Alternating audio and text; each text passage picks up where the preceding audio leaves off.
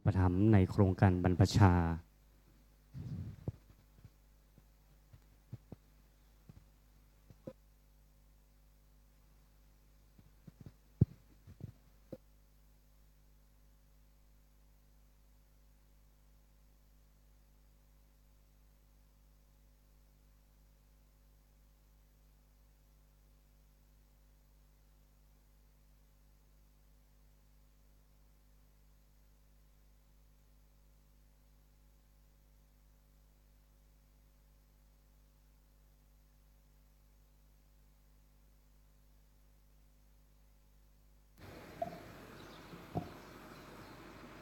ขอถวายการต้อนรับพระเดชพระคุณ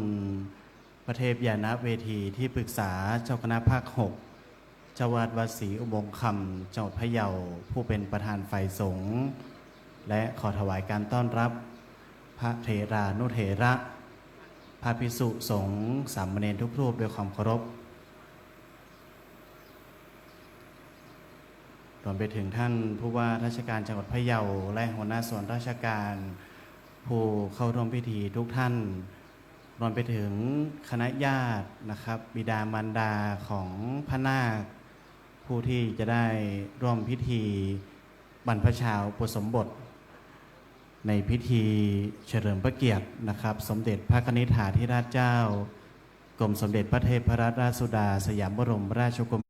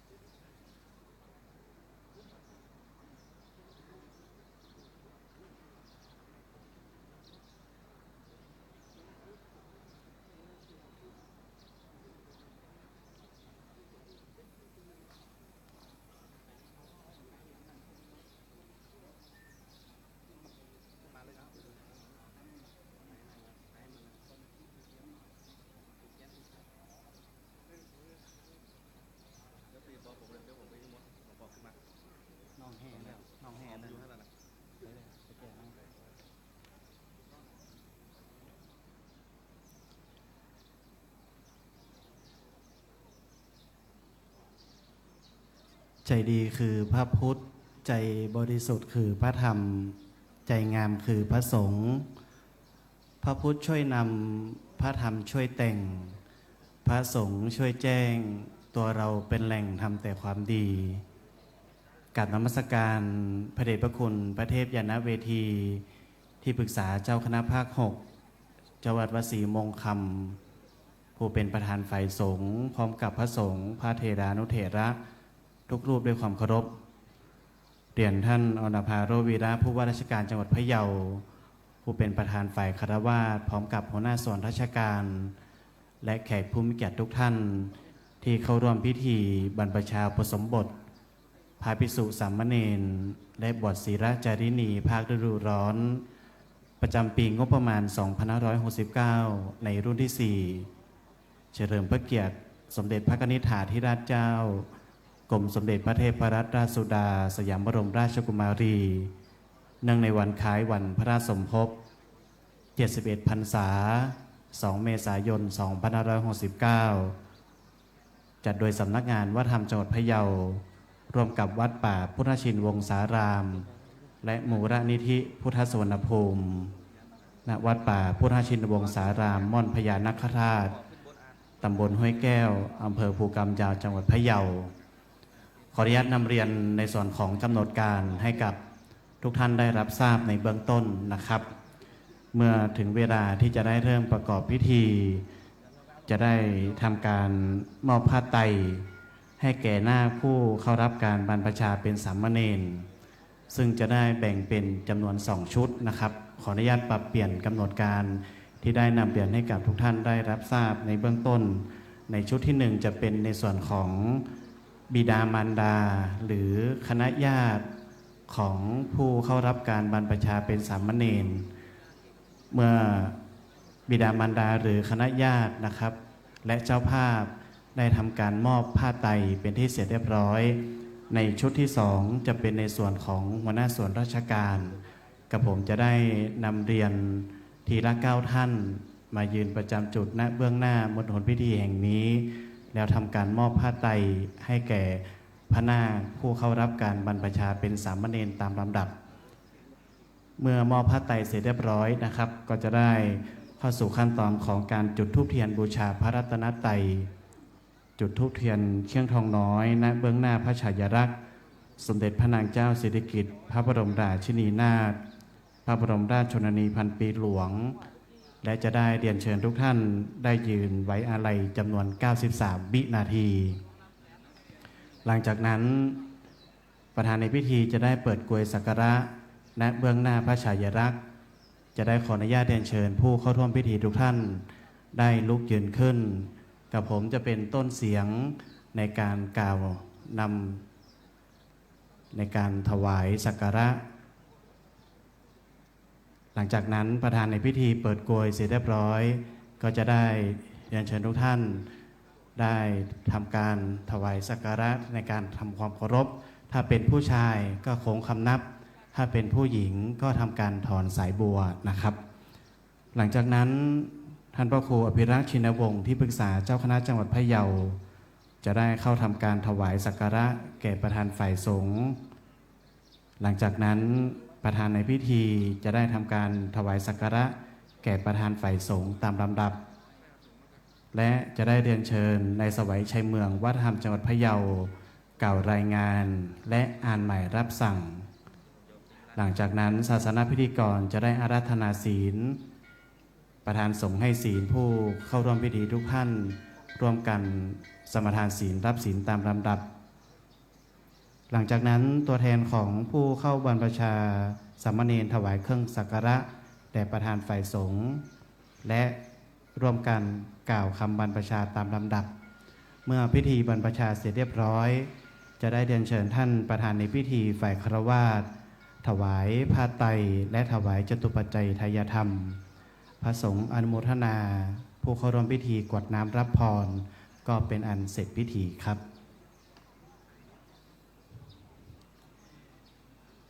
วันนี้จะได้เข้าสู่ขั้นตอนของพิธีการมอบผ้าไตรแก่นาคผู้เข้ารับการบรรพชาเป็นสามเณรนะครับในขณะนี้กับผมจะได้ขอกราบอาราธนาท่านพระครูอภิรักษ์ชินวงศ์ได้ประจำจุดที่ตรงบริเวณโต๊ะผ้าไตรเสร็จแล้วนะครับจะได้เรียนเชิญตัวแทนของบิดามารดานะครับของนาคผู้เข้าร่วมพิธีบรรพชาสามเณรในวันนี้นะครับท่านไหน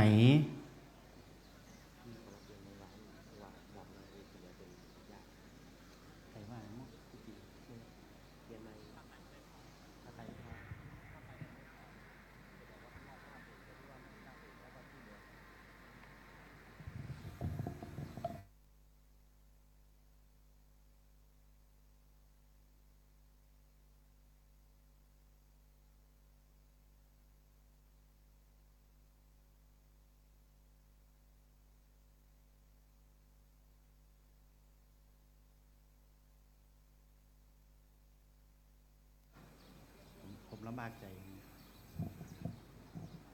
ครับในส่วนของพิธีการมอบผ้าไตรให้แก่นาคผู้เข้ารับการบรรพชาเป็นสามเณรนะครับจะได้เรียนเชิญตัวแทนของนาคนะครับก็คือนาคเอกจำนวน1 ท่านนะครับลุกยืนขึ้น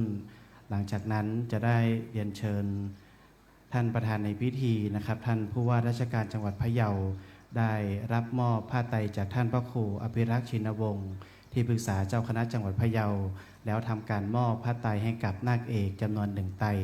โอกาสนี้ขออนุญาตเรียนเชิญท่านประธานในพิธีครับ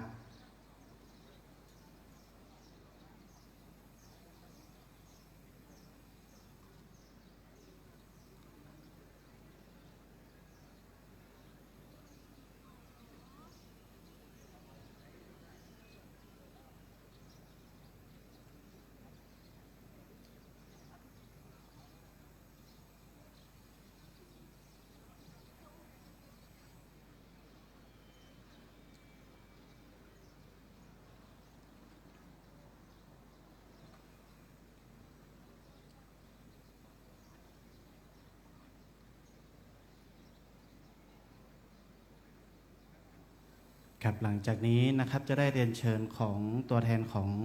บิดามารดานะครับ หรือคณะญาติเจ้าภาพ ผู้ที่ร่วมพิธีบรรพชาเป็นสามเณรนะครับ เรียนเชิญเลยนะครับ พ่อแม่บิดามารดาของพระนาคนะครับ เรียนเชิญท่านมารับผ้าไตรตรงบริเวณด้านหน้าพิธี จากท่านพระครูอภิรักษ์ชินวงศ์นะครับ เรียนเชิญนะครับเข้ามาเป็นแถวนะครับให้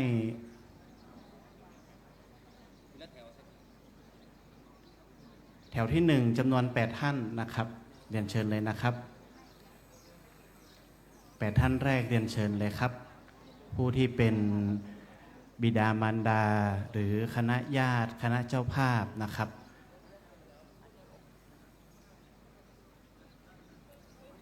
เรียนเชิญหน้าแถวที่1ลุกยืนขึ้นเลยครับเดี๋ยวเรียนเชิญท่านได้ประจำจุดเบื้องหน้าก่อนนะครับ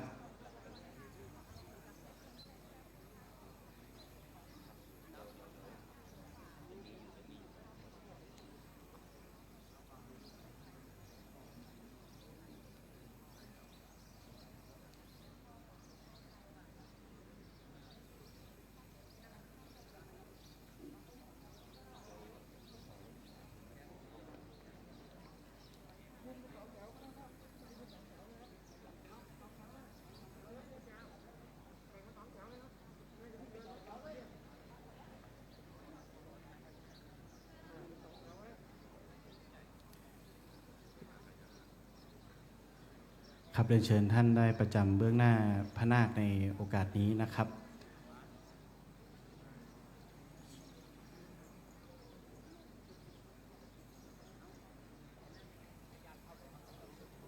เรียนเชิญคณะญาตินะครับเข้าไปรับผ้าไตรได้เลยนะครับหลังจากนั้นก็เรียนเชิญท่านนำผ้าไตรนะครับไปนั่งตรงบริเวณด้านหน้าของพระนาคของท่านนะครับท่านไหนที่นำพระนาคมาบวชบรรพชาเป็นสามเณรนะครับรับผ้าไตรเสร็จก็ไปนั่งตรงบริเวณด้านหน้าของพระนาครูปนั้นนะครับเรียนเชิญเลยนะครับ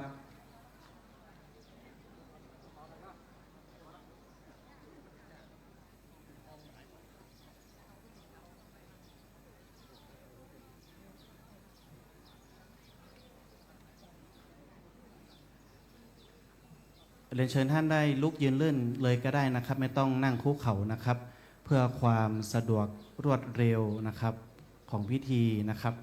เรียนเชิญท่านได้ยืนขึ้นเลยนะครับไม่ต้องนั่งคุกเข่านะครับ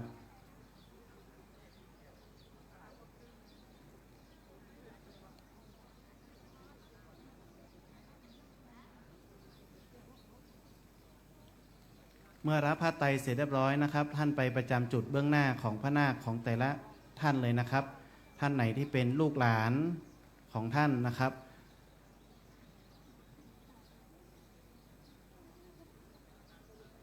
ให้จำลูกหลานพระนาคของท่านให้ดีนะครับอย่าสลับกันนะครับ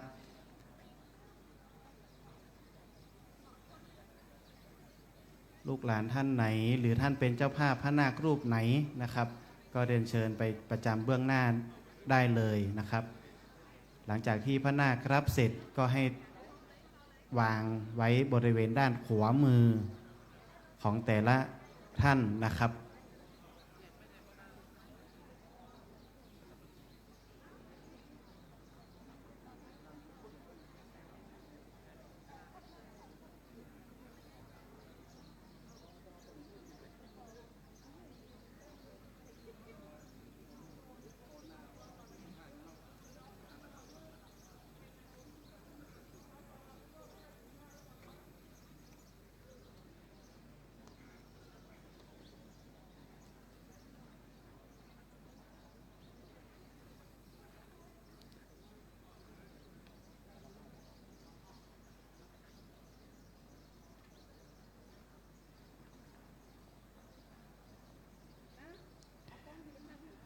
ในก่อนที่จะทำการมอบถวายผ้าไตรให้กับพระนาคนะครับกับผมขออนุญาตนำเรียนให้ท่านได้ร่วมกันตั้งสัจจะอธิษฐานในเรื่องของการถวายผ้าไตรผืนนี้ให้แก่พระนาคผู้เข้าร่วม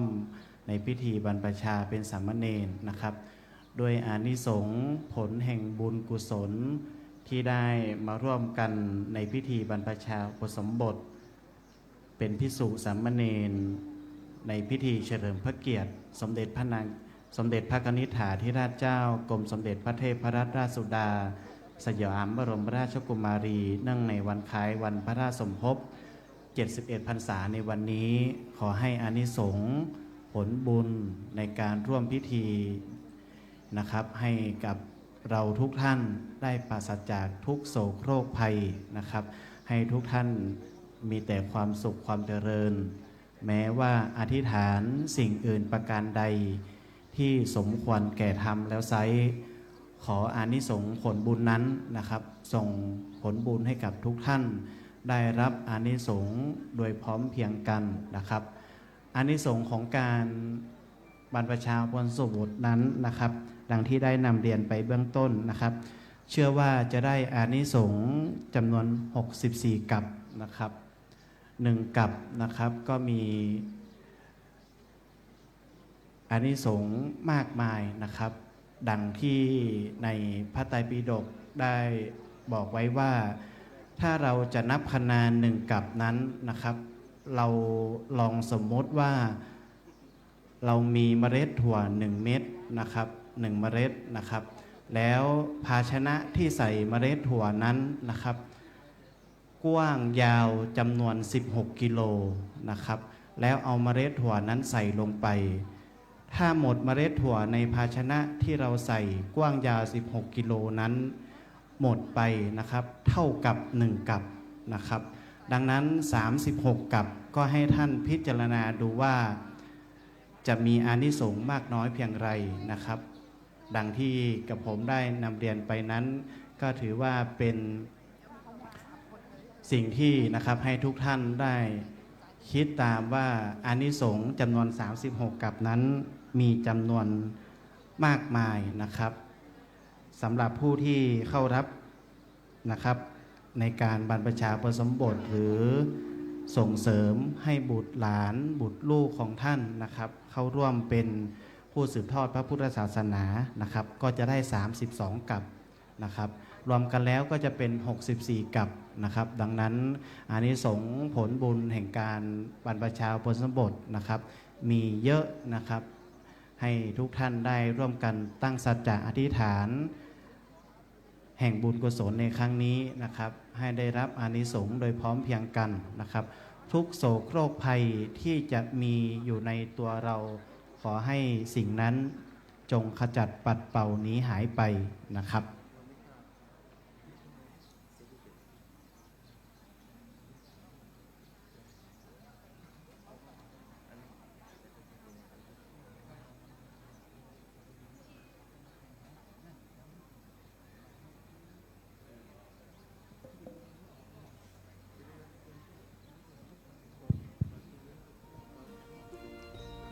ครับเนื่องจากน้องๆที่เข้าพิธีบรรพชาส่วนหนึ่งเป็นนักเรียนจากโรงเรียนราชประชานุเคราะห์ซึ่งผู้ปกครองไม่สะดวกที่จะร่วมในกิจกรรมในวันนี้เพราะฉะนั้นญาติโยมนะครับท่านสามารถเป็นผู้ปกครองให้กับน้องๆหนูสามารถยกมือขึ้นได้เลยลูกยกมือให้สัญญาณกับผู้ใหญ่ใจดีจะได้ทำหน้าที่แทนคุณพ่อคุณแม่ราชประชานุเคราะห์ยกมือเลยลูกเชิญผู้ใหญ่ใจดีเลยนะครับเพราะว่าน้องๆมีภูมิลำเนาอยู่ไกลนะฮะ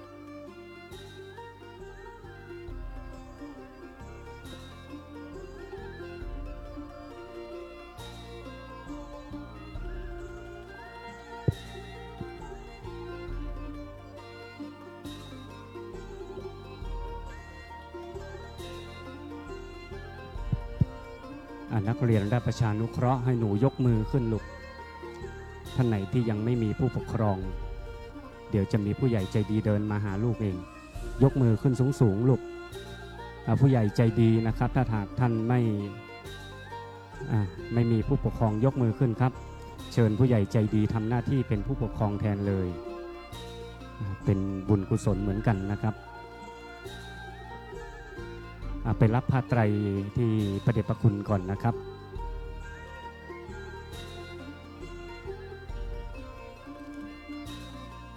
หนูยกมือค้างไว้ลูก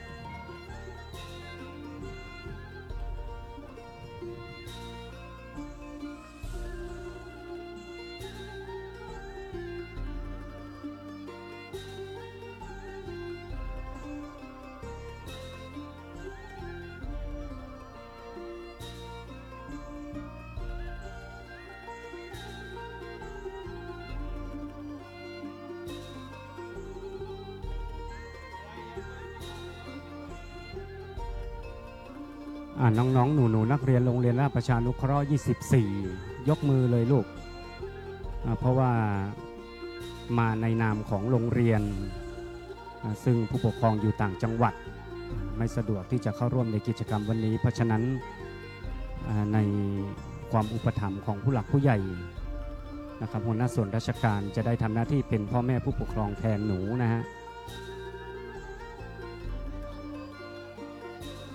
ครบหรือยังลูก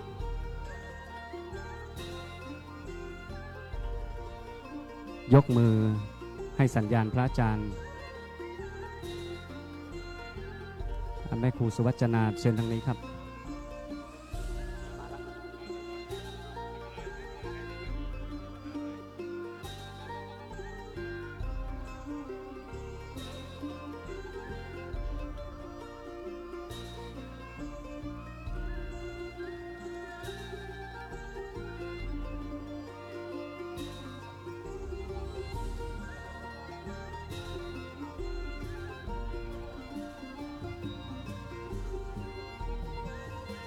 เชิญศาสนาพิธีกร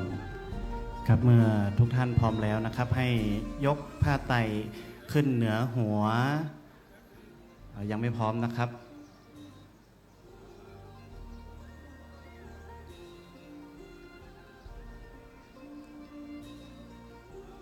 ครับยกผ้าไตรขึ้นเหนือหัวแล้วร่วมกันอธิษฐานนะครับให้ทุกท่านส่งกระแสจิตอธิษฐานอานิสงส์ผลบุญในการบวชครั้งนี้ให้สมปรารถนานะครับสิ่งใดพรใดที่สมควรแก่ธรรมขอสิ่งนั้นพรนั้นจงสำเร็จผลให้กับทุกท่านครับแล้วเรียนเชิญนาคยื่นมือทั้งสองข้างรับนะครับพนมมือยื่นมือทั้งสองข้างรับจากบิดาบารดาหรือตัวแทนคณะเจ้าภาพนะครับครับเมื่อมอบเสร็จแล้วนะครับนาคก็ถือไว้ตรงบริเวณอกนะครับแล้วก็เรียนเชิญตัวแทนของบิดามารดาคณะญาติกลับไปนั่งที่รับรองที่เดิมนะครับ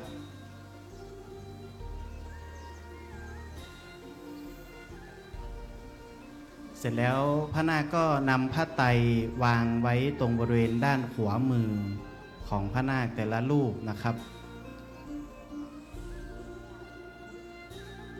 วางไว้ตรงบริเวณขวามือของท่านนะครับ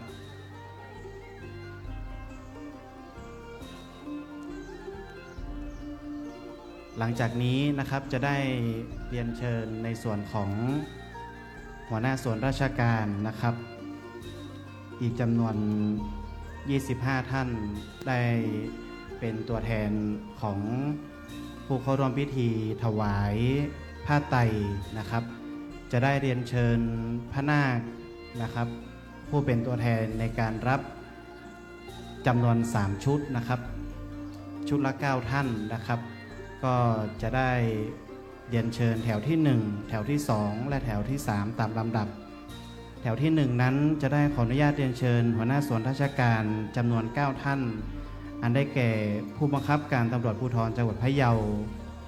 ปลัดจังหวัดพะเยาสัมปสามิตพื้นที่พะเยาพัฒนาสังคมและความมั่นคงของมนุษย์จังหวัดพะเยา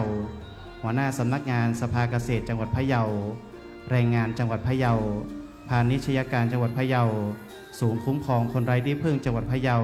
และสถานีพัฒนาที่ดินพะเยาขอเรียนเชิญทั้ง9ท่านครับณเบื้องหน้ามณฑลพิธีแห่งนี้ครับ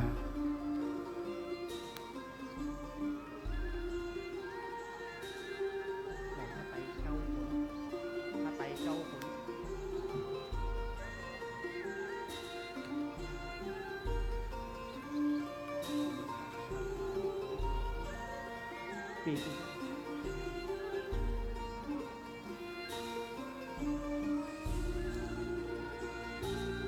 ครับเรียนเชิญทั้ง9ท่านได้รับมอบผ้าไตรจากท่านพระครูอภิรักษ์ชินวงศ์นะครับที่ปรึกษาเจ้าคณะจังหวัดพะเยาเมื่อรับแล้วเรียนเชิญท่านมาประจำจุดเบื้องหน้าพระนาคนะครับตั้งแต่รูปที่1จนถึงรูปที่9ตามลำดับนะครับ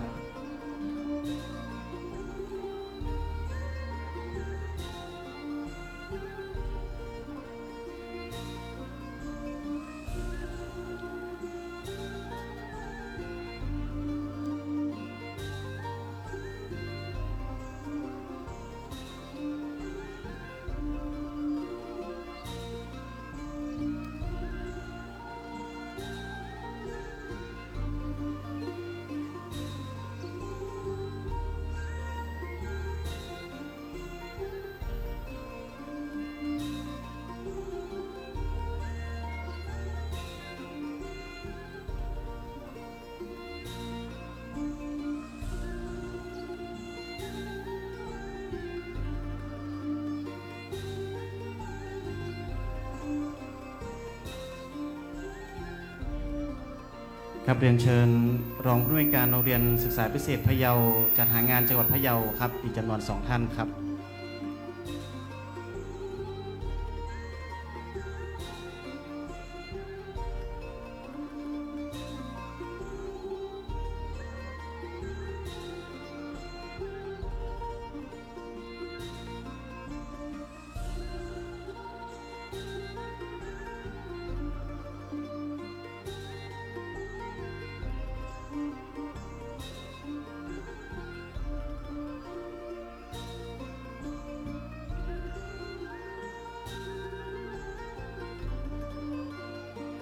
ครับเมื่อพร้อมแล้วเรียนเชิญท่านได้มอบให้กับพระนาคในโอกาสนี้ครับเรียนเชิญครับ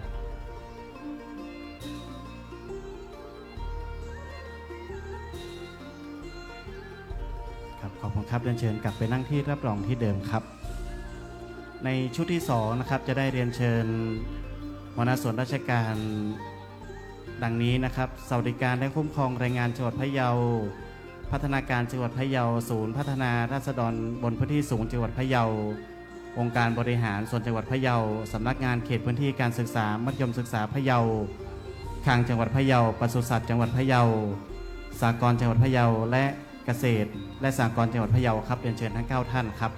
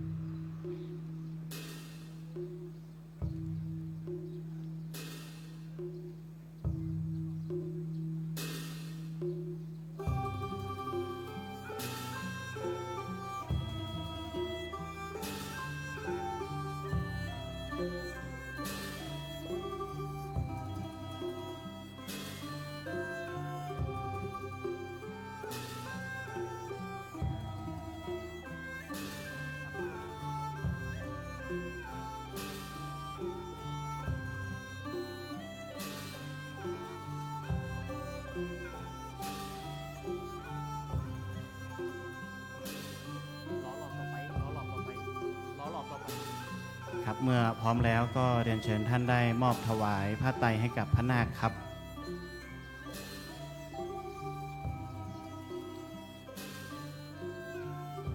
ครับและในชุดที่2นะครับต้องกราบขอบคุณทุกท่านนะครับเรียนเชิญกลับไปนั่งที่รับรองที่เดิมนะครับชุดที่3อีกจำนวน9ท่านนะครับอันมีท้องถิ่นจังหวัดพะเยาศูนย์เมล็ดพันธุ์ข้าวพะเยาสภาวัฒนธรรมจังหวัดพะเยาสาธารณสุขจังหวัดพะเยา ท่องเที่ยวและกีฬาจังหวัดพะเยาและขอตัวแทนอีกจำนวน4ท่านนะครับให้ครบ9ท่านนะครับได้ร่วมกันมอบผ้าไตรให้กับพระนาคในโอกาสนี้นะครับเรียนเชิญครับ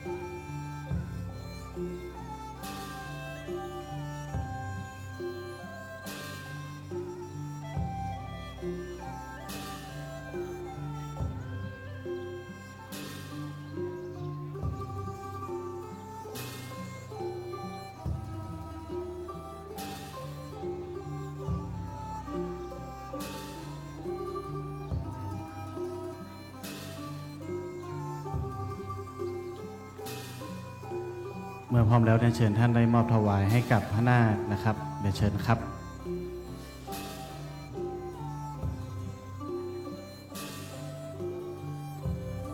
ครับเรียนเชิญกลับไปนั่งที่รับรองที่เดิมนะครับ ซึ่งในการ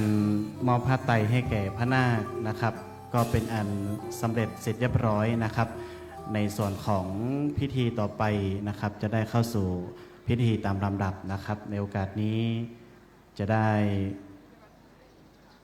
ขออนุญาตนะครับ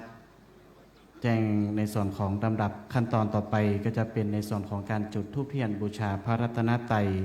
และจุดธูปเทียนเครื่องทองน้อยณเบื้องหน้าพระฉายาลักษณ์สมเด็จพระนางเจ้าสิริกิติ์พระบรมราชินีนาถพระบรมราชชนนีพันปีหลวงแล้วยืนไว้อาลัยจำนวน93วินาทีหลังจากนั้นจะเป็นการเปิดกรวยถวายสักการะเบื้องหน้าพระฉายาลักษณ์สมเด็จพระกนิษฐาธิราชเจ้ากรมสมเด็จพระเทพรัตนราชสุดาสยามบรมราชกุมารีและจะเป็นการถวายสักการะโดยอันมีประธานฝ่ายสงฆ์นะครับประธานฝ่ายคฤหัสถ์และจะได้กล่าวรายงานอ่านหมายรับสั่งหลังจากนั้นจะเป็นในส่วนของการอาราธนาศีลรับศีลตามลำดับนะครับ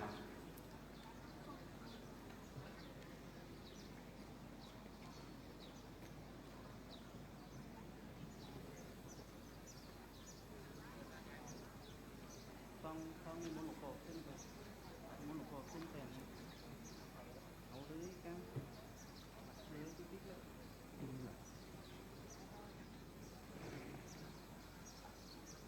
เด็ด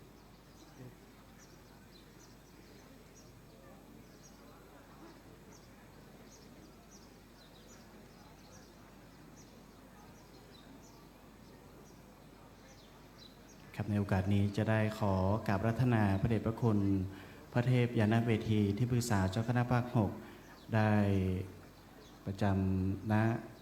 เบื้องหน้าในมณฑลพิธีแห่งนี้เพื่อจะได้เข้าสู่ขั้นตอนของพิธีตามลำดับสืบต่อไป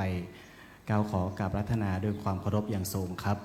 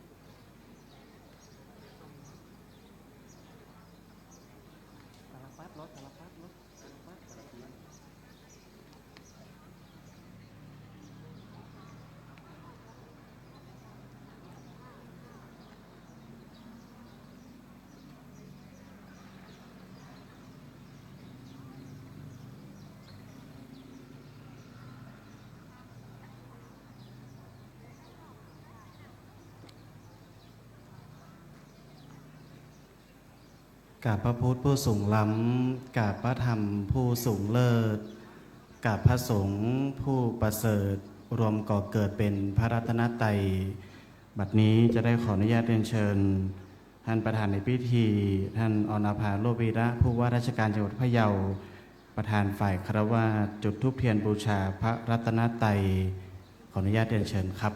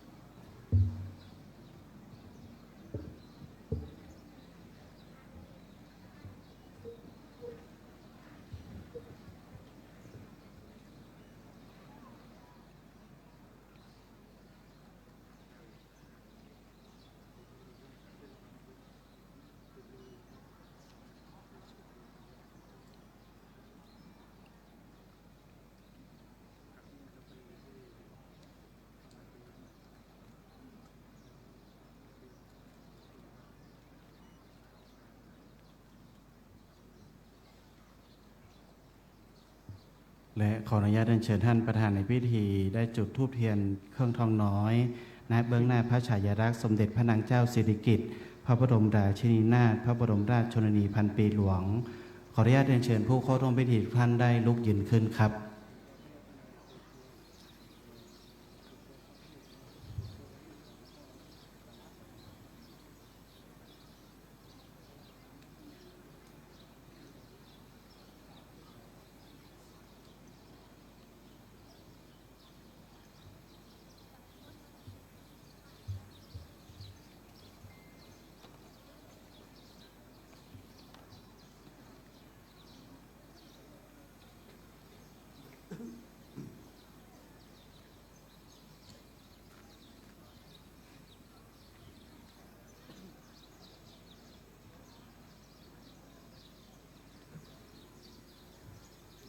เรียนเชิญทุกท่านได้ยืนสงบนิ่งไว้อาลัยจำนวน93 วินาทีครับ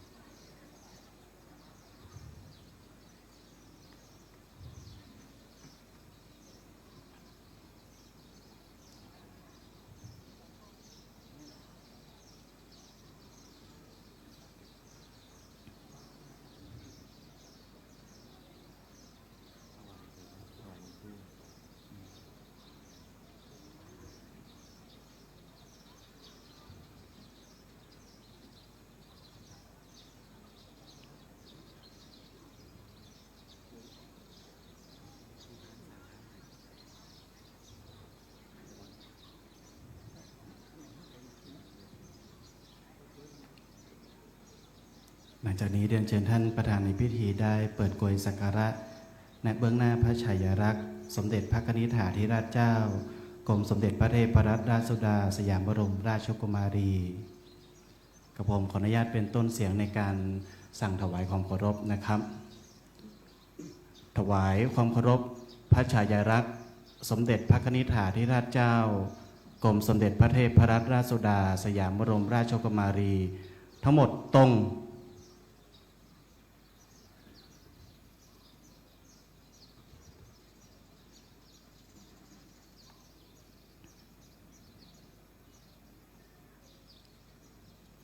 ถวายความเคารพพระฉายาลักษณ์ทั้งหมดตรงเสร็จเรียบร้อยครับเรียนเชิญท่านประธานในพิธีกลับไปนั่งที่รับรองที่เดิมนะครับ ในโอกาสนี้จะได้ขอกราบอาราธนาท่านพระครูอภิรักษ์ชินวงศ์ที่ปรึกษาเจ้าคณะจังหวัดพะเยาผู้รักษาการแทนเจ้าอาวาสวัดป่าพุทธชินวงศาราม เข้าถวายสักการะประธานฝ่ายสงฆ์ขอกราบอาราธนาครับ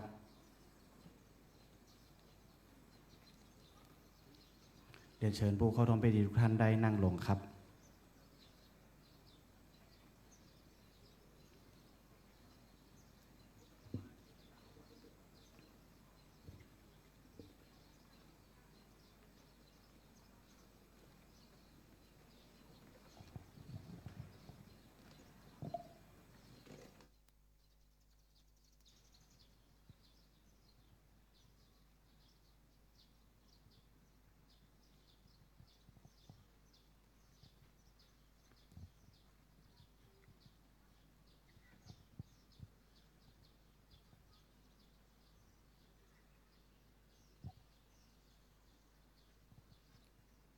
และในโอกาสนี้จะได้ขออนุญาตเรียนเชิญท่านประธานในพิธีฝ่ายคฤหัสถ์ท่านอรภาโรจน์วีระผู้ว่าราชการจังหวัดพะเยา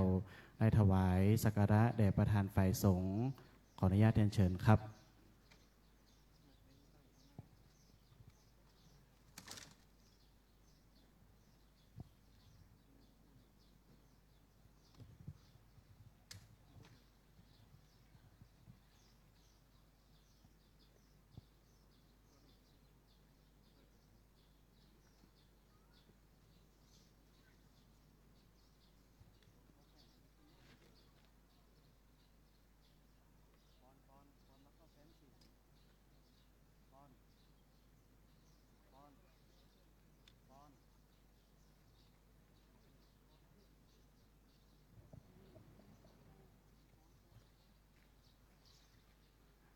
และในลำดับต่อไปจะได้ขออนุญาตเรียนเชิญในสวัยชัยเมืองวัดธรรมจังหวัดพะเยาได้กล่าวรายงานและอ่านสำนึก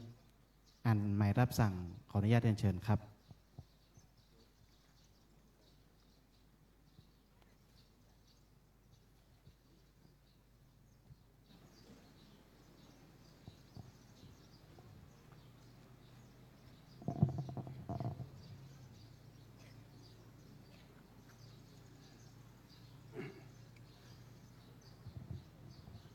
กราบนมัสการพระเทพยานเวทีที่ปรึกษาเจ้าคณะภาค 6เรียนท่านอนาภาโรจน์วีระผู้ว่าราชการจังหวัดพะเยากระผมนายสวัยชัยเมืองวัดธรรมจังหวัดพะเยาในนามของข้าราชการและพุทธศาสนิกชนมีความซาบซึ้งในเมตตาจิตของท่านเป็นอย่างยิ่งที่ได้เมตตานุเคราะห์มาเป็นประธานฝ่ายสงฆ์และขอขอบคุณท่านอนาภาโรจน์วีระผู้ว่าราชการจังหวัดพะเยา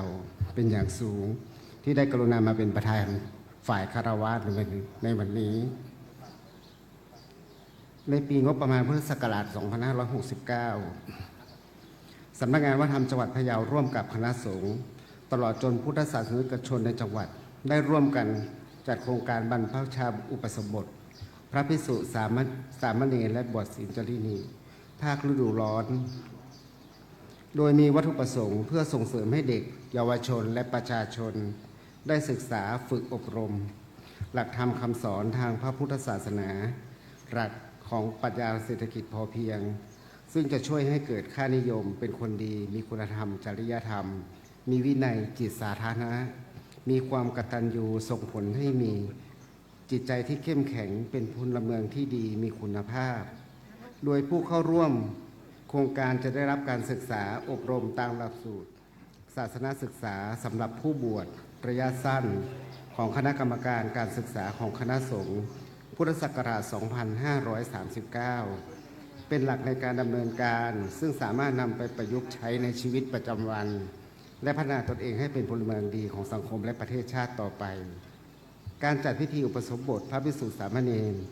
และบวชศีลจารินีได้ร่วมกับวัดป่าพุทธชินวงศารามหรือวัดม่อน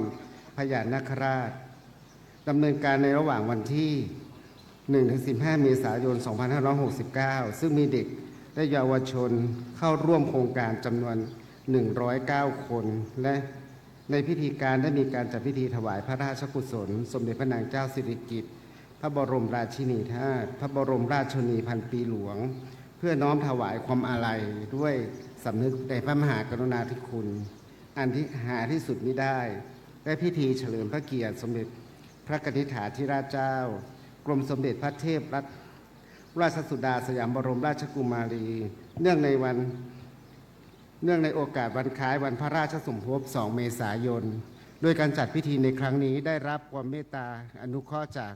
พระครูอภิรักษ์ชินวงศ์ที่ปรึกษาเจ้าคณะจังหวัดพะเยาทั้งในด้านสถานที่ด้านการศึกษาอบรมและปฏิบัติธรรมรวมทั้งการอำนวยความสะดวกด้านอื่นๆ นอกจากนี้ยังได้รับการสนับสนุนจากองค์กรภาคีเครือข่าย โดยบูรณาการความร่วมมือระหว่างบ้านวัดราชการโรงเรียนหน่วยงานภาครัฐและภาคเอกชนตลอดจนพุทธศาสนิ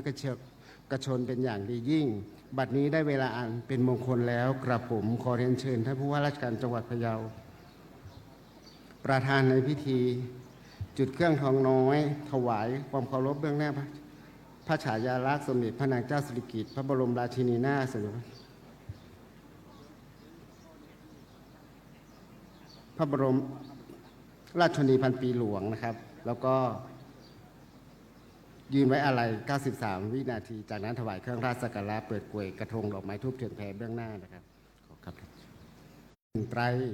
ถวายพระอุปชาในโครงการสร้างศาสนทายาทพระพุทธศาสนาบรรพชาและอุปสมบทเพื่อถวายพระราชกุศลแด่สมเด็จพระนิธิถาธิราชเจ้ากรมสมเด็จพระเทพรัตนราชสุดาสยามบรมราชกุมารี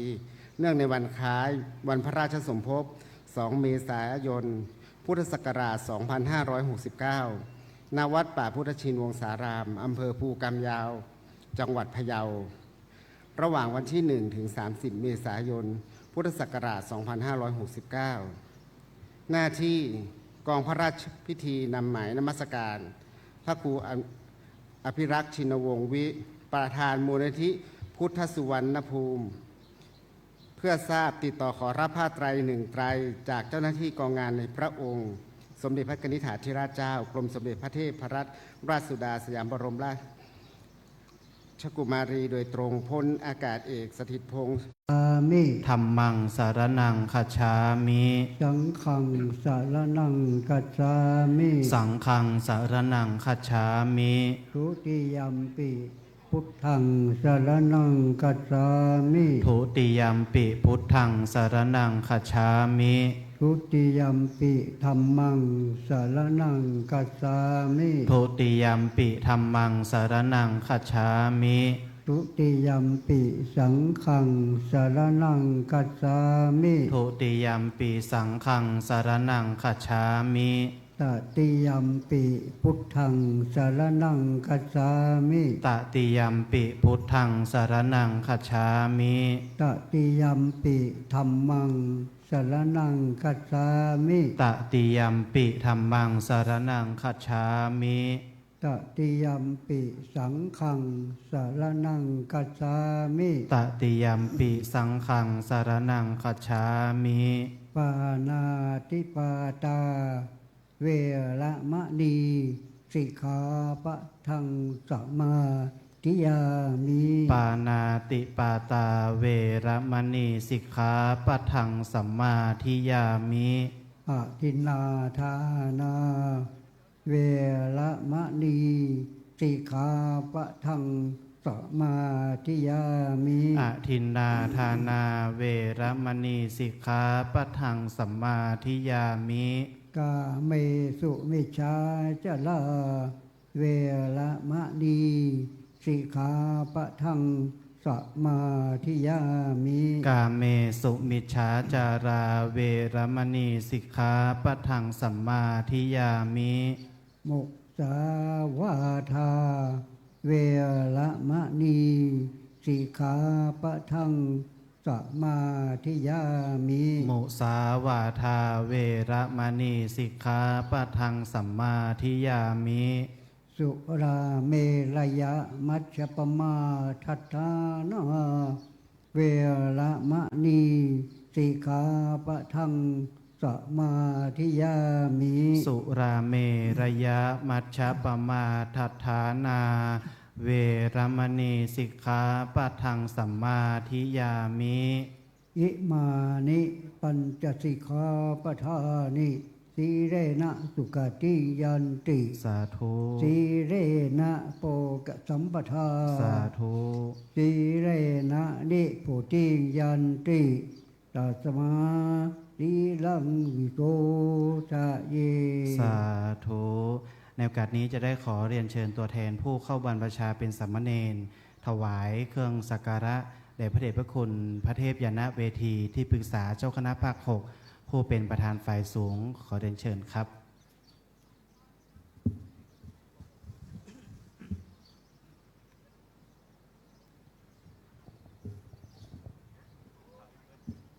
เรียนเชิญตัวแทนนาคและก็นาคทุกท่านนะครับ ได้คุกเข่าเพื่อจะได้ร่วมกันนะครับ ในการกล่าวคำบรรพชาเป็นลำดับสืบต่อไป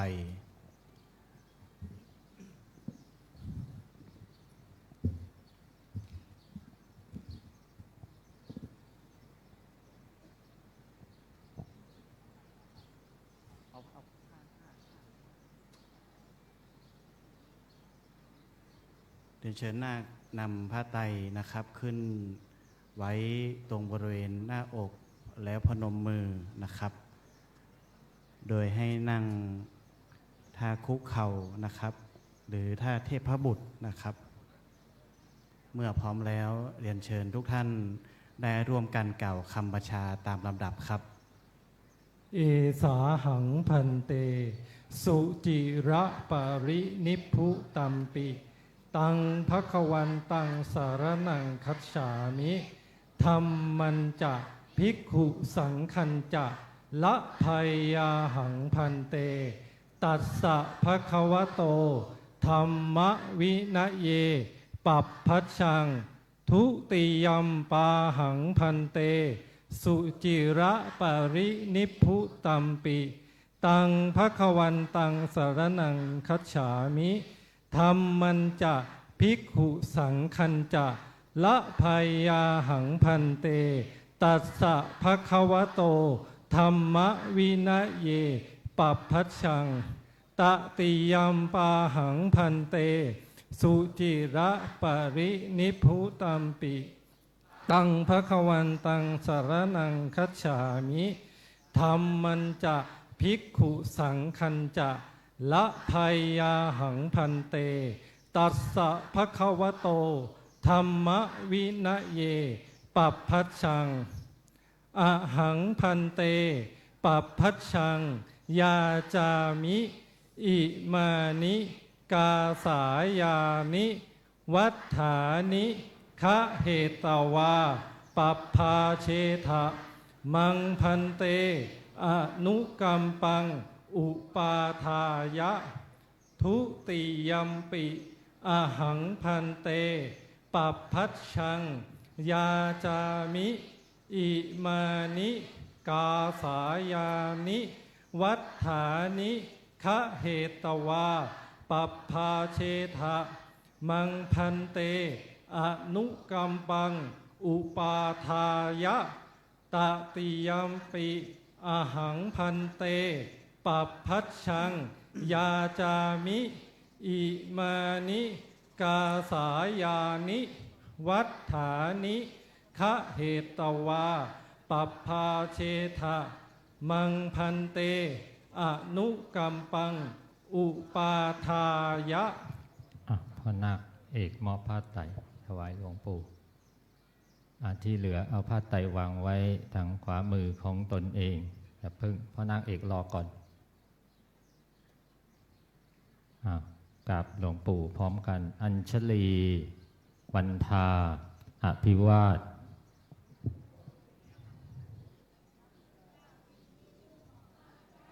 อัญชลี วันทา อภิวาท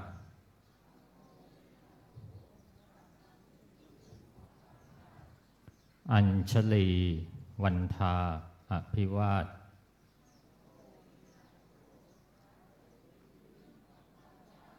อัญชลี วันทา อัญชลีนั่งพับเพียบลงประนมมือไว้ อ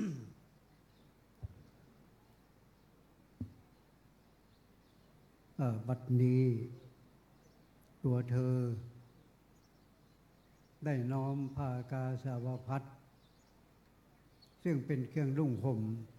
ของพระภิกษุในพระพุทธศาสนาเธอน้อมเข้าหาพระอุปชฌาย์เพื่อจะขอปรับประชาอุปสมบทในโอกาสเป็นวันที่สองซึ่งเป็นวันมหามงคลพระราชสมภพของ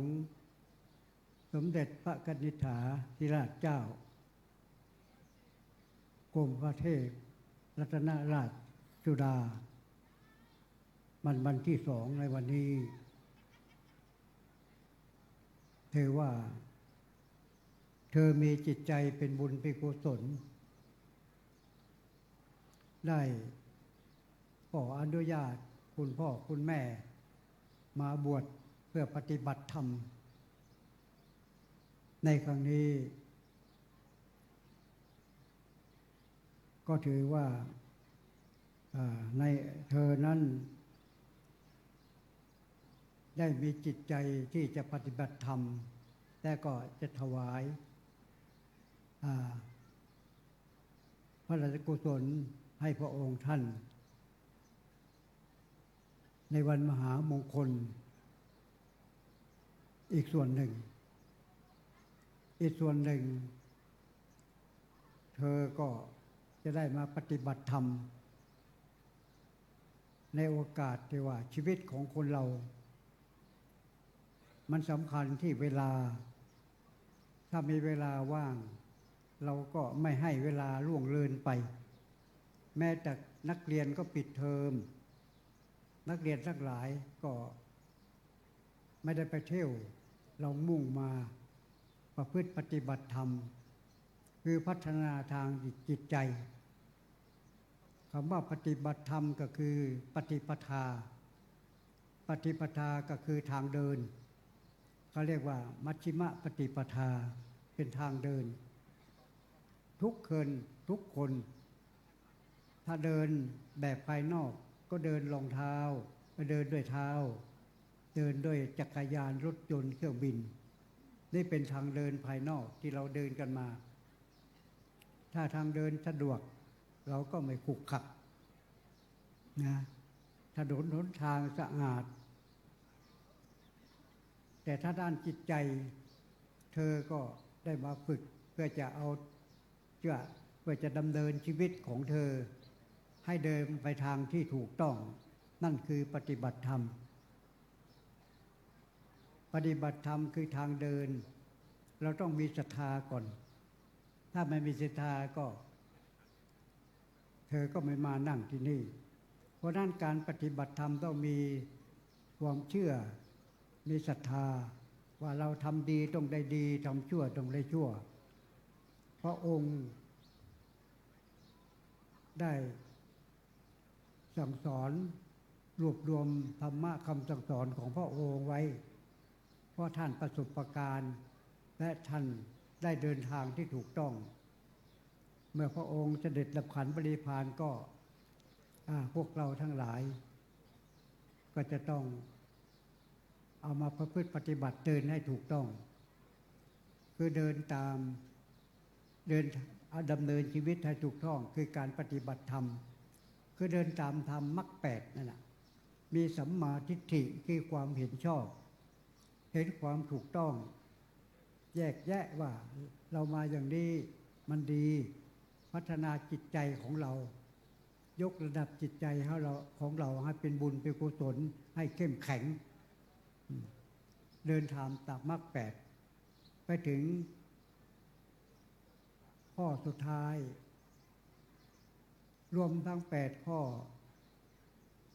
ย่อก็เรียงศีลสมาธิปัญญามรรคแปดนี่ทางเดินนะ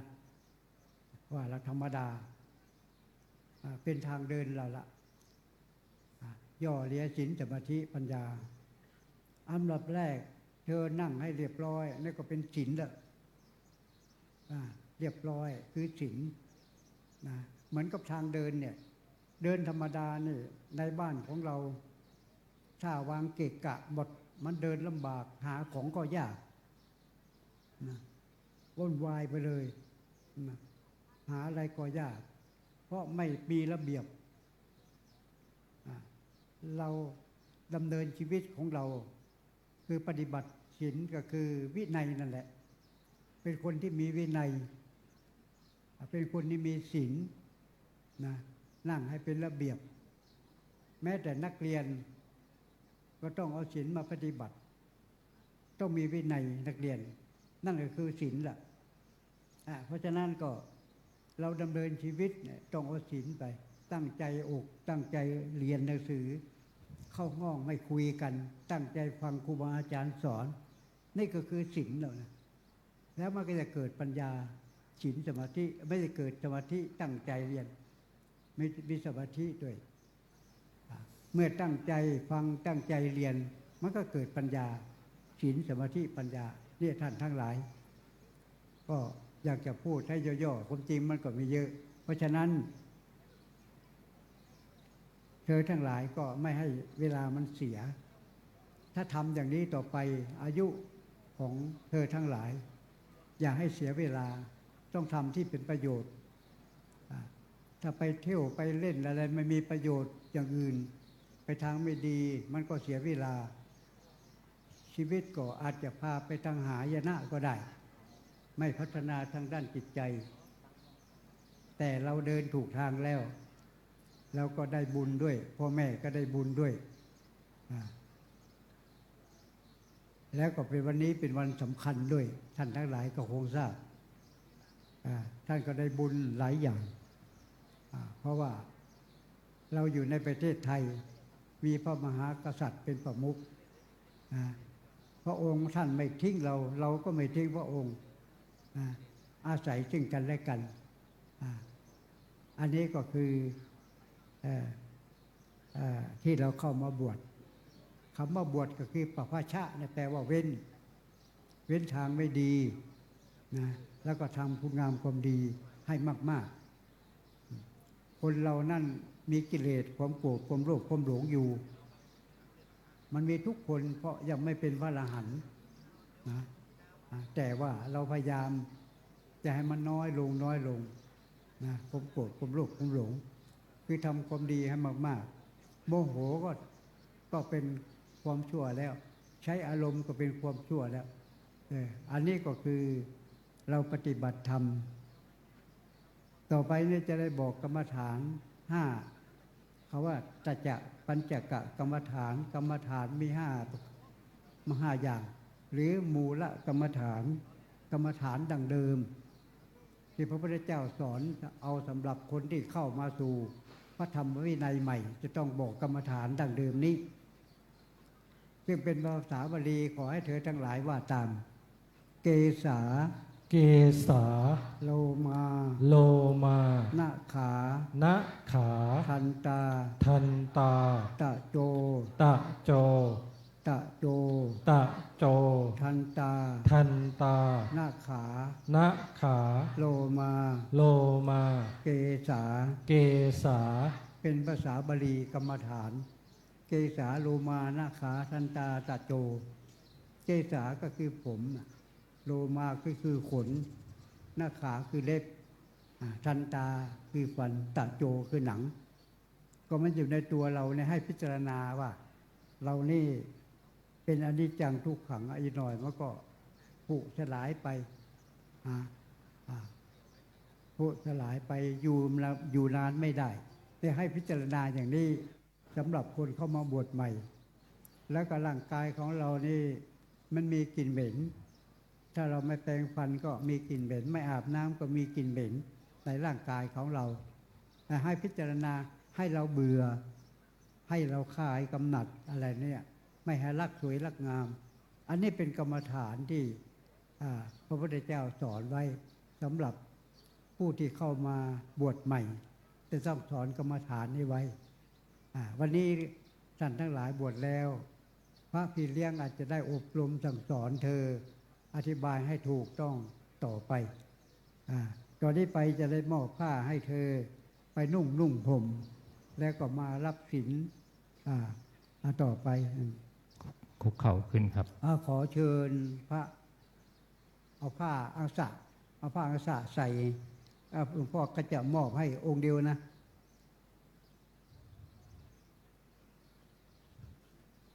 คุกเข่าขึ้น เอาผ้าไตรไว้ที่หน้าอก เดี๋ยวพระท่านจะได้ดึงอังสะออกมา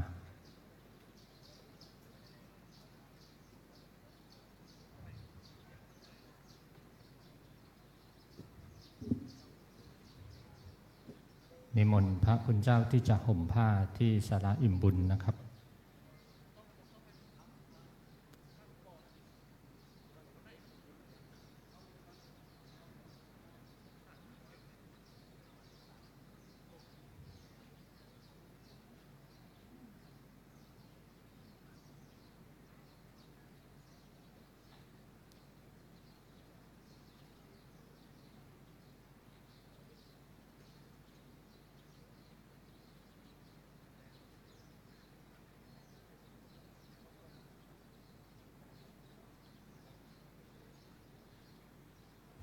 เอาประคองผ้าไว้ไม่ต้องแล้วเพราะน่าประคองผ้าไว้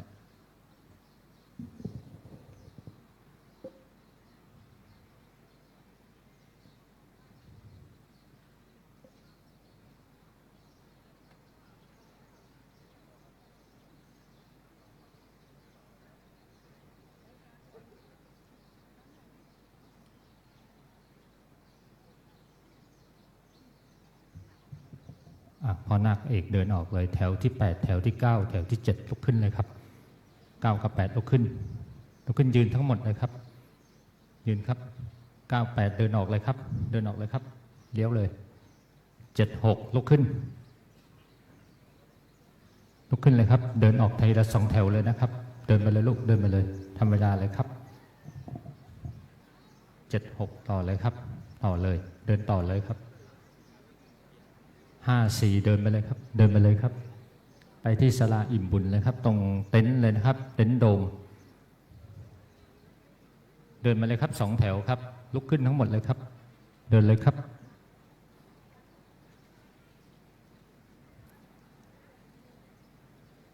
เดินเลยครับเดินเลย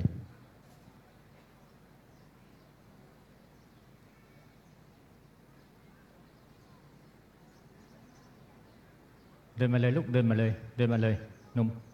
เดินเลยครับเดินเลย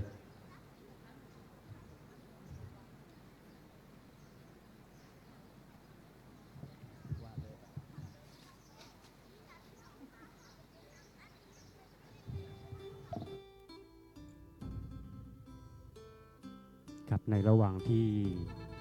สามเณรใหม่ครองผ้าท่านผู้ปกครองยังไม่ต้องบันทึกภาพถ่ายรูปนะครับเพื่อให้การ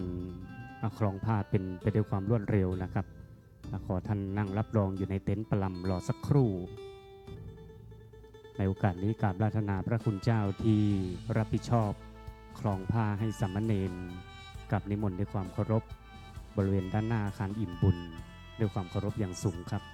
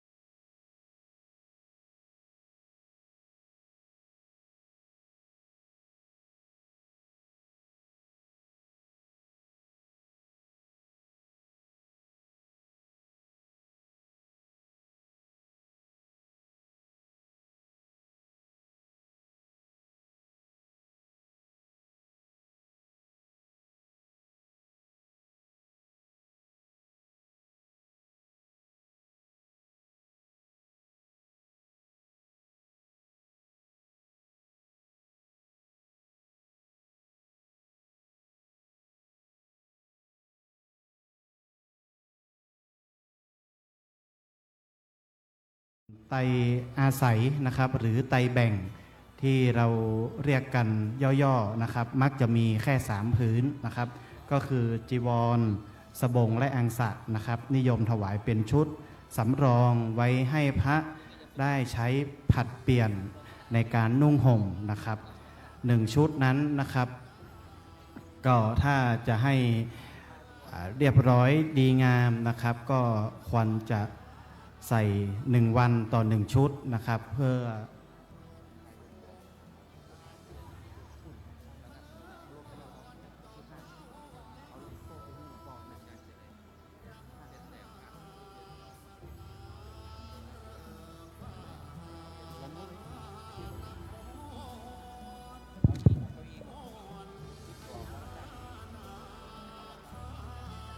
ครับดังที่ได้นำเรียนไปนะครับก็คือในส่วนของชนิดผ้าไตรที่นำมาถวาย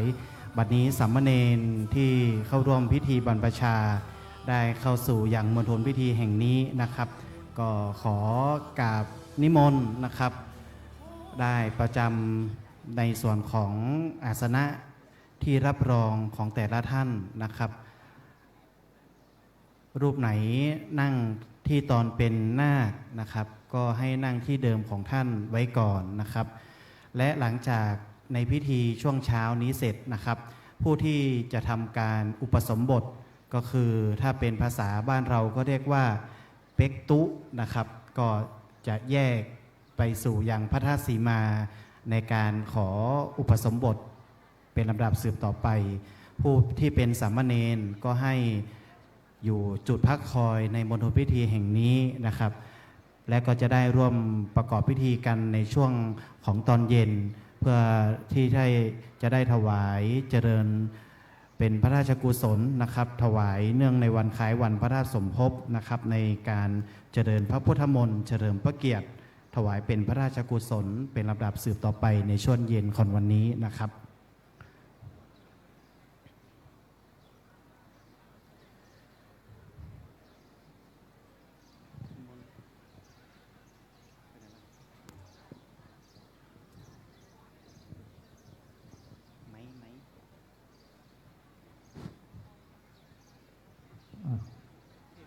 คุกเข่าขึ้นลงประนมมืออัญชลี วันทาอภิวาท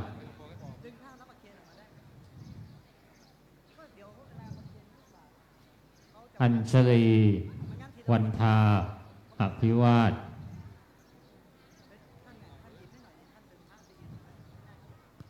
อัญชลี วันทาอภิวาท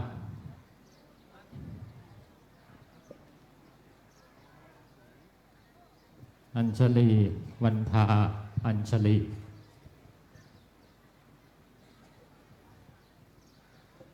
อหังพันเตสรณะสีลังยาจามิทุติยัมปิอาหังพันเต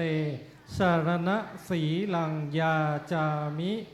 ตติยัมปิอาหังพันเตสรณะสีลังยาจามิ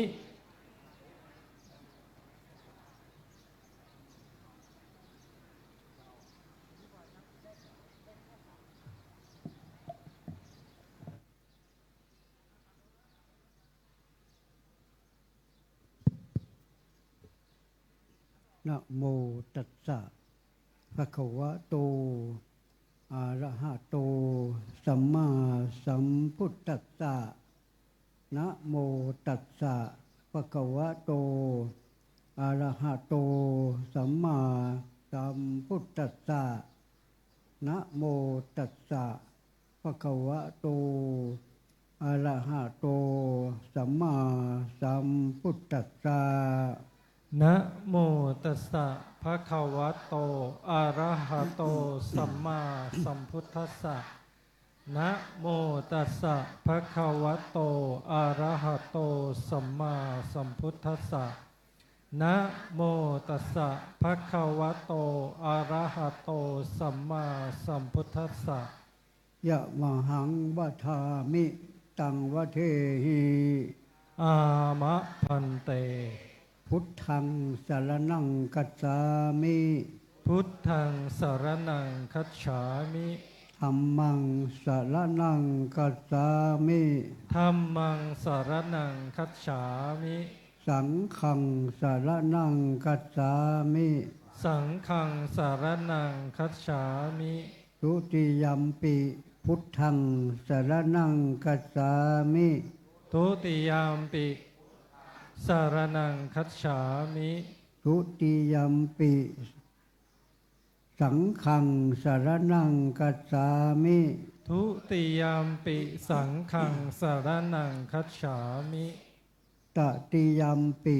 พุทธังสรณังกัสสามิ ตติยามปิพุทธังสารนังคัจฉามิ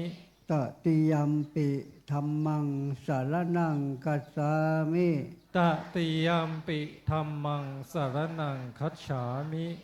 ตติยัมปิสังฆังสรณังกัสสามิ ตติยามปิสังฆังสารนังคัจฉามิ ติสรณะคัมนังนิทิตัง อามะพันเต ปานาติปาตาเวรมณี ปานาติปาตาเวระมณีสิกขาปะทังสมาธิยามิ อทินนาทานาเวรมณี อทินนาทานาเวระมณีสิกขาปะทังสมาธิยามิ อพรหมจริยาเวรมณี อะพรหมจริยาเวระมณีสิกขาปะทังสมาธิยามิ มุสาวาทาเวรมณี มุสาวาทาเวระมณีสิกขาปะทังสมาธิยามิ สุราเมรยะมัจจปมาทฐานาเวรมณี สุราเมรยะมัชฌะปมาทัฏฐานาเวระมณีสิกขาปะทังสมาธิยามิ วิการโภชนาเวรมณี วิกาละโภชนาเวระมณีสิกขาปะทังสมาธิยามิ นัจจคีตะวาทิตะวิโสกทัศนาเวรมณี นัจจคีตะวาทิตะวิสูกทัสนาเวระมณีสิกขาปะทังสมาธิยามิ มาลาคันทะวิเลปนะธารณะมันดนะวิภูชนทานะเวรมณี มาลาคันทะวิเลปนะธารณะมันธนะวิภูสนัฏฐานาเวระมณีสิกขาปะทังสมาธิยามิ อุจจาชยนมหาสิยนาเวรมณี อุจจาสยนะมหาสยนาเวระมณีสิกขาปะทังสมาธิยามิ ชาตรูปรัสตะปาริกหานาเวรมณี ชาตะรูปะราชตะปฏิคหนาเวระมณีสิกขาปะทังสมาธิยามิ อิมานิปัญจสิกขาปทานิสีเรนะสุขติยันติสีเรนะโภกสัมปทาสีเรนะนิพุติยันติตัสมาสีรังวิโกทะเย อามะพันเต อัญชลี วันทา อภิวาท อัญชลี วันทา อภิวาท อัญชลี วันทา อภิวาท อัญชลี วันทา อัญชลี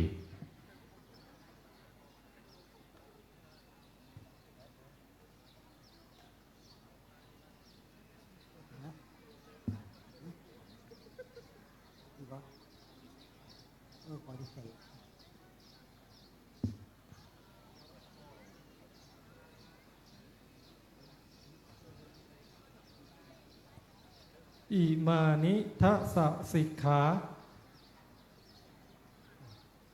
อหังพันเตนิสยังยาจามิทุติยัมปิอหังพันเตนิสยังยาจามิตติยัมปิอหังพันเตนิสยังยาจามิ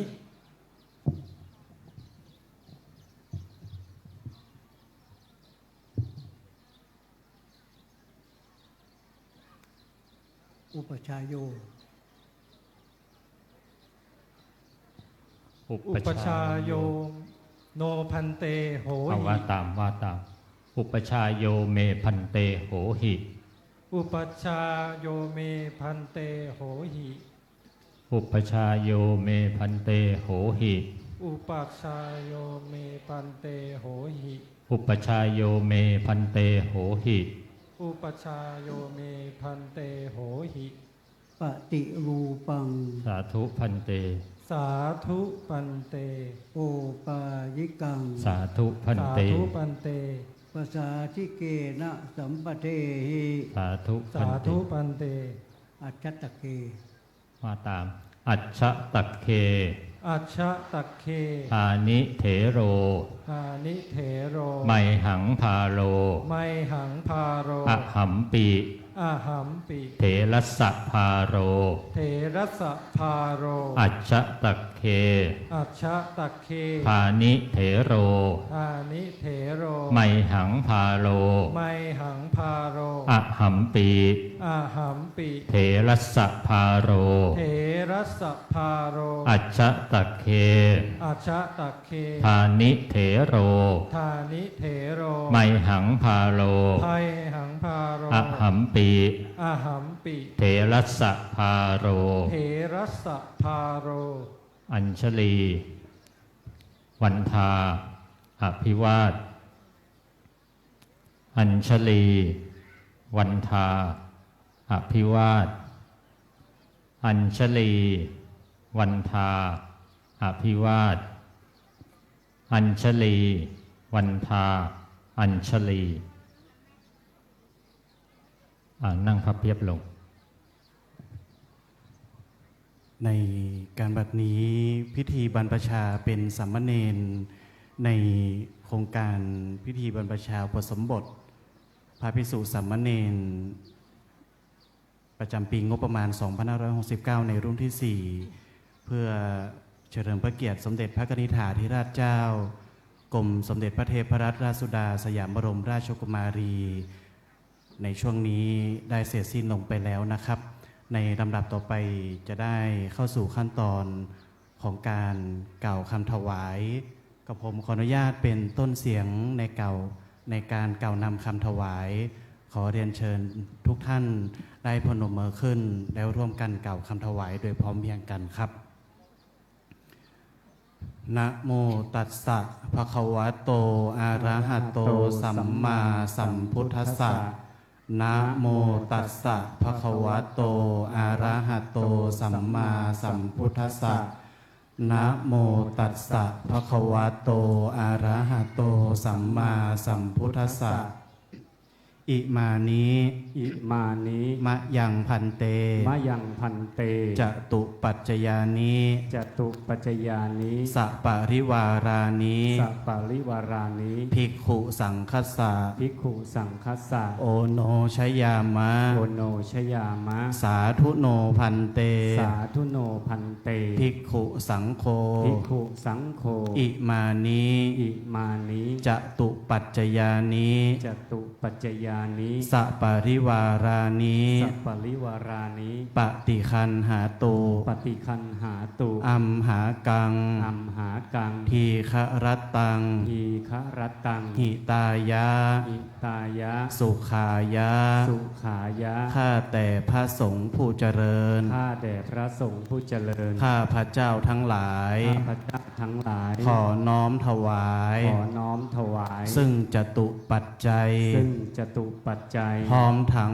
ของอันเป็นบริวาร พร้อมทั้งของอันเป็นบริวาร ทั้งหลายเหล่านี้ ทั้งหลายเหล่านี้ แก่พระสงฆ์ แก่พระสงฆ์ ขอพระสงฆ์ ขอพระสงฆ์ จงโปรดรับ จงโปรดรับ ซึ่งจตุปัจจัย ซึ่งจตุปัจจัย พร้อมทั้งของอันเป็นบริวาร พร้อมทั้งของอันเป็นบริวาร ทั้งหลายเหล่านี้ ทั้งหลายเหล่านี้ ของข้าพเจ้าทั้งหลาย ของข้าพเจ้าทั้งหลาย เพื่อประโยชน์ เพื่อประโยชน์ เพื่อความสุข เพื่อความสุข เพื่อความเจริญ เพื่อความเจริญ แก่ข้าพเจ้าทั้งหลาย แก่ข้าพเจ้าทั้งหลาย และเพื่อถวาย และเพื่อถวาย เป็นพระราชกุศล เป็นพระราชกุศล แด่สมเด็จพระกนิษฐาธิราชเจ้า แด่สมเด็จพระกนิษฐาธิราชเจ้าก รมสมเด็จพระเทพรัตนราชสุดาก รมสมเด็จพระเทพรัตนราชสุดา สยามบรมราชกุมารี สยามบรมราชกุมารี สิ้นการละนานเทิ สิ้น น การละนานเทิน สาธุ ในโอกาสนี้จะได้เข้าสู่ขั้นตอนของการถวายผ้าไตรพระราชทาน และจตุปัจจัยทายธรรม โอกาสนี้ขออนุญาตเรียนเชิญเจ้าหน้าที่ปฏิบัติงานพิธีของกลุ่มหน่วยการพิธีการศพที่ได้รับพระราชทานที่ 8 พะเยาสำนักงานวัฒนธรรมจังหวัดพะเยาได้เชิญผ้าไตรพระราชทาน ไปณเบื้องหน้าประธานสงฆ์ขออนุญาตเรียนเชิญครับ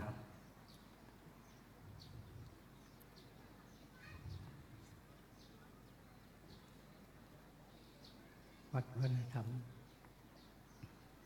และในโอกาสนี้ขออนุญาตเรียนเชิญท่านอรภาโรวีระผู้ว่าราชการจังหวัดพะเยาประธานฝ่ายคารวาสได้ถวายผ้าไตรพระราชทานแด่พระอุปชฌาย์และถวายจตุปัจจัยทายธรรมแด่พระอุปชฌาย์ขออนุญาตเรียนเชิญครับ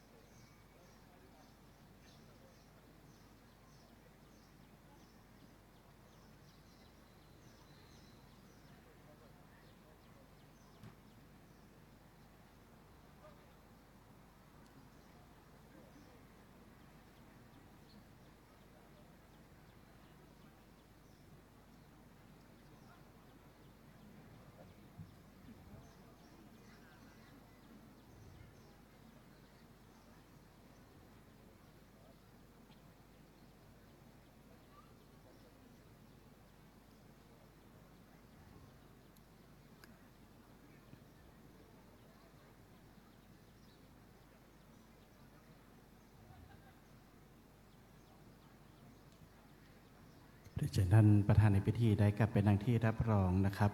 หลังจากนั้นพระเดชพระคุณพระเทพยานาเวทีที่ปรึกษาเจ้าคณะภาค 6 จะได้อนุโมทนาให้พรตามลำดับขอกราบพระรัตนาครับ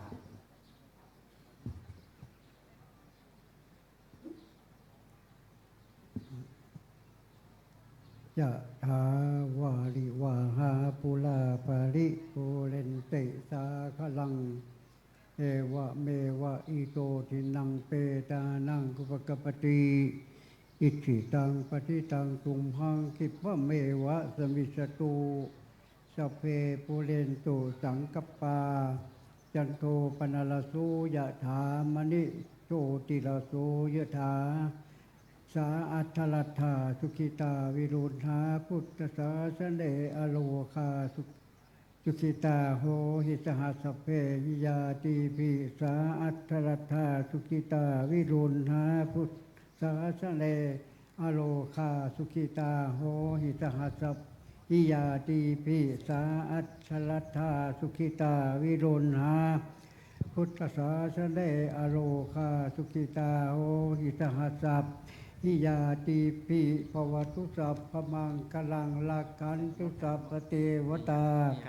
สัพพพุทธานุภาเวนะสัทธาโสธีหวันตุเตภวตุสัพพมังคลังลักขันตุสัพพเทวตาสัพพธรรมานุภาเวนะสัทธาโสธีหวันตุเตภวตุสัพพมังคลังลักขันตุสัพพเทวตาสัพพสังฆานุภาเวนะสัทธาโสธี ปะวันตุเต สาธุกันนี้จะได้ขอกราบรัตนาพระเดชพระคุณพระเทพยานเวทีได้กลับไปนั่งที่รับรองณเบื้องล่าง และจะได้ขอกราบรัตนาท่านพระครูอภิรักษ์ชินวงศ์ได้กล่าวสัมโมทนียกถาเป็นลำดับสืบต่อไปครับ ขอกราบรัตนาครับ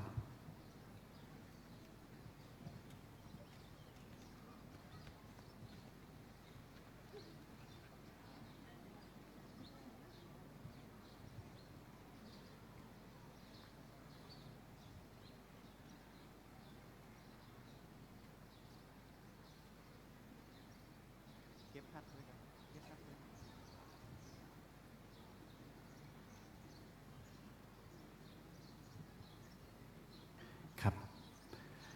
ในลำดับต่อไปหลังจากที่เสร็จพิธีบรรพชาเสร็จเรียบร้อยนะครับ โอกาสนี้จะได้ขอกราบรัตนาประธานฝ่ายสงฆ์พร้อมกับพระเถรานุเถระทุกรูปรวมไปถึงสามเณรผู้เข้าร่วมพิธีบรรพชาและท่านประธานฝ่ายคฤหัสถ์ท่านผู้ว่าราชการจังหวัดพะเยาหัวหน้าส่วนราชการร่วมบันทึกภาพถ่ายรูปณเบื้องหน้าป้ายโครงการบรรพชาอุปสมบทในโอกาสนี้นะครับ ขอกราบพัฒนาและเรียนเชิญทุกท่านด้วยความเคารพครับ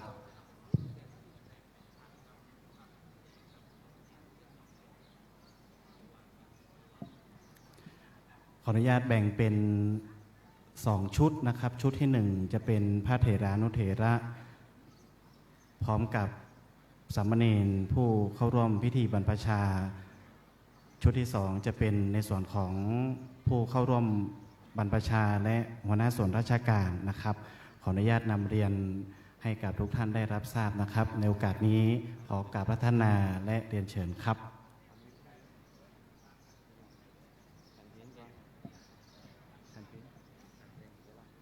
ครับขออนุญาตปรับเปลี่ยนกำหนดนะครับกำหนดการนะครับในโอกาสนี้จะได้ถึงเวลา 12 นาฬิกานะครับขออนุญาตเปลี่ยนกำหนดการเป็นการฉันภัตตาหารเพลก่อนนะครับแล้วก็จะเป็นการบันทึกภาพถ่ายรูป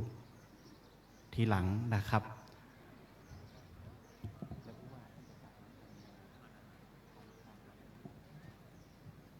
และขอเรียนเชิญท่านผู้ว่าราชการจังหวัดพะเยาและหัวหน้าส่วนราชการรวมรับประทานอาหาร